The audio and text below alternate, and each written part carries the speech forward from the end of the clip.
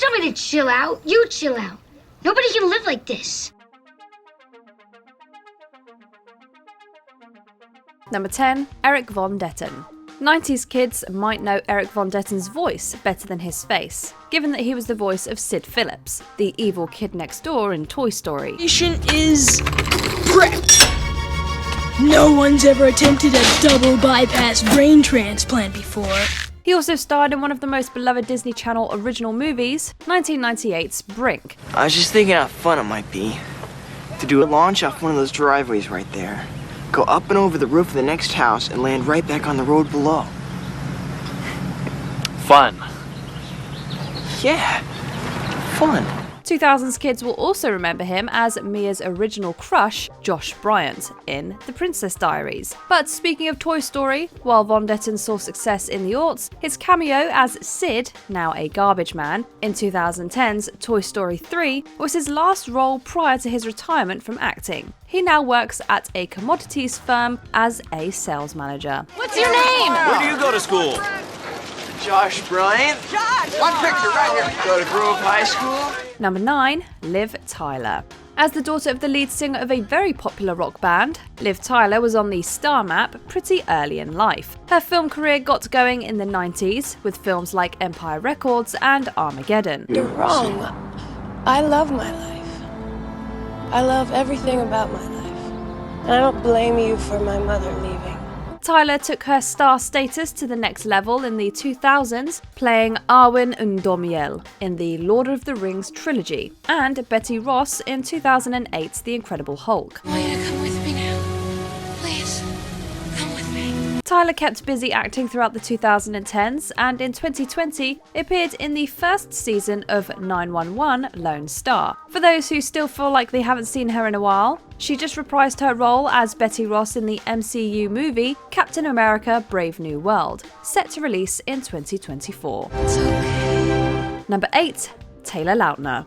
Taylor Lautner had a pretty great 4-year run from about 2008 throughout 2012. It was during that time that he became a movie star and a bona fide heartthrob with his role as Jacob in the Twilight movies, which showcased his amazing physique. Let's face it, I am hotter than you. He also got rich, and in 2010 he was the highest paid teen actor in Hollywood. But after this string of high-profile roles and opportunities, his star turned downwards from 2012 on. You don't understand the risk. I don't care about the risks. In fact, the biggest thing he's done recently is probably appearing in a 2023 music video for Taylor Swift's I Can See You. Wait till you see half the things that haven't happened yet. Number 7, Tera Reed.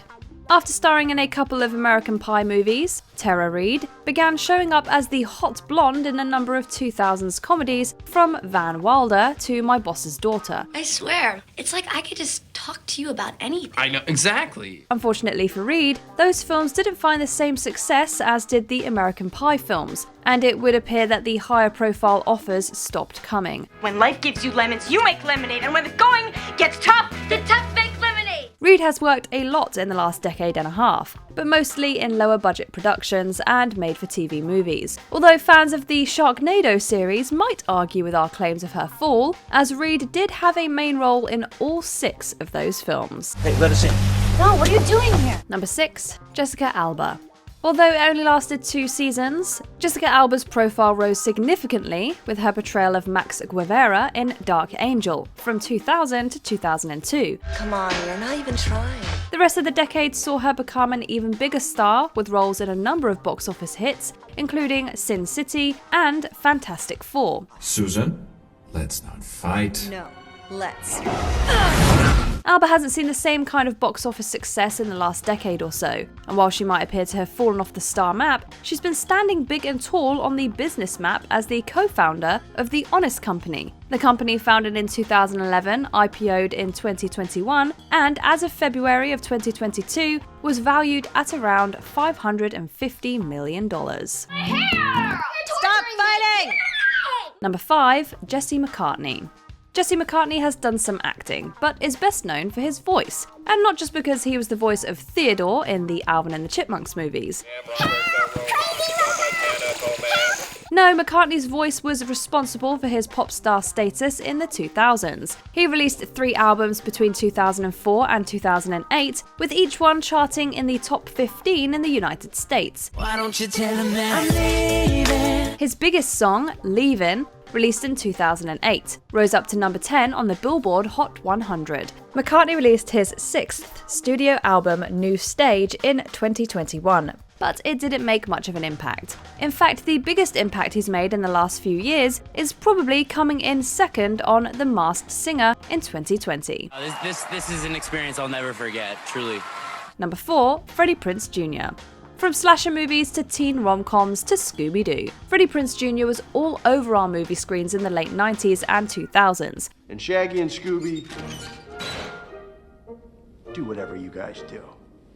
Since the end of the aughts, Prince has shown up on both the big and small screen, but is not in the star spotlight like he once was. You look like hell, Booth. You need to eat vegetables. Get some sleep. Still, he has been a presence in the lives of wrestling fans, having worked for the WWE behind and in front of the scenes from 2008 to 2012. He also has his Wrestling with Freddy podcast, which he started in 2021. Welcome back to WWF Wrestling with Freddy. Number 3, Jesse Metcalfe. From 1999 to 2006, things were looking pretty good for Jesse Metcalfe. From his role on the NBC soap opera Passions to having an affair with Eva Longoria on Desperate Housewives, both he and his great abs became quite popular. Hi, how was school? Got an A- on my biology exam. He rode that popularity to the big screen with the starring role in John Tucker Must Die. But after 7 years on the map, Metcalfe began his fall off of it. What?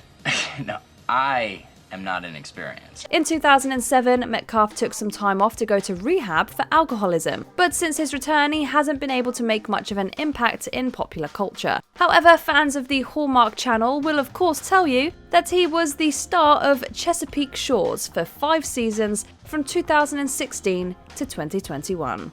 It was really good seeing you, Abby. Number 2, Sam Worthington. If you didn't know who Sam Worthington was at the beginning of 2009, you sure did by the end of the year. You may not have seen him in Terminator Salvation in May, but he was very, very hard to miss when Avatar came out that December. Okay, I'm sorry. Whatever I did, I am sorry. As Jake Sully, Worthington had the lead role in what would become the highest grossing movie of all time. The next year, he took the lead in yet another blockbuster, Clash of the Titans. I'm a god. I will live forever. But not here. Worthington has done good work since then, but nothing has put him front and centre in Hollywood. That was until Avatar: The Way of Water in 2022. With 3 more sequels planned, he might end up back on the map at some point. Then let's get it done. Number 1, Frankie Muniz.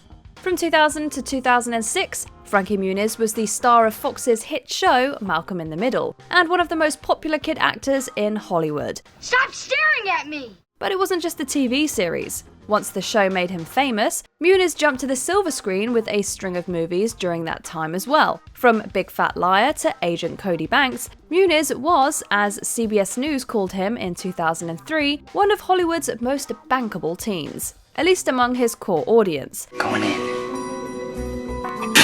A couple of years after Malcolm ended, Muniz took some time off from acting to race open-wheel race cars. He came back to acting in 2010, doing mostly smaller films and TV guest spots. This just isn't working. Which of these former big stars do you miss the most? Let us know in the comments. Did you enjoy this video? Check out these other clips from MsMojo, and be sure to subscribe and ring the bell to be notified about our latest videos.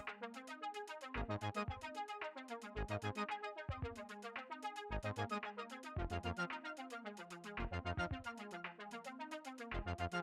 you.